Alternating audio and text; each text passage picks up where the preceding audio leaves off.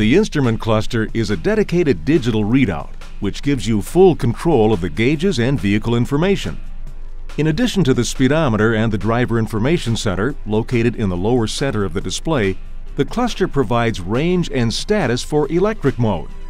It's essentially a high-tech battery gauge and a gas gauge that tracks and shows gasoline usage and expected range. There are two modes of operation.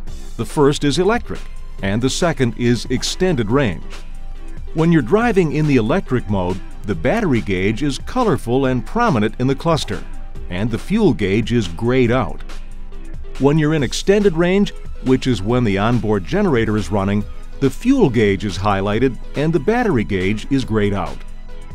When you're driving, you can set the system to provide a simple display, or you can configure the system to show an enhanced view with an efficiency gauge that gives you an idea of how efficiently you're driving the vehicle.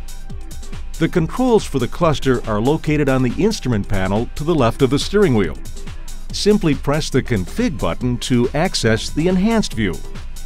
In this mode, an animated graphic shows a rotating green leaf ball in the center of a vertical gauge. The idea is to keep the sphere balanced in the middle. If the ball turns yellow and travels above the center of the gauge, the vehicle is accelerating too aggressively to achieve maximum efficiency. If it travels below the center of the gauge, you're braking too aggressively to recapture energy from regenerative braking. Using this readout regularly will help you drive more efficiently.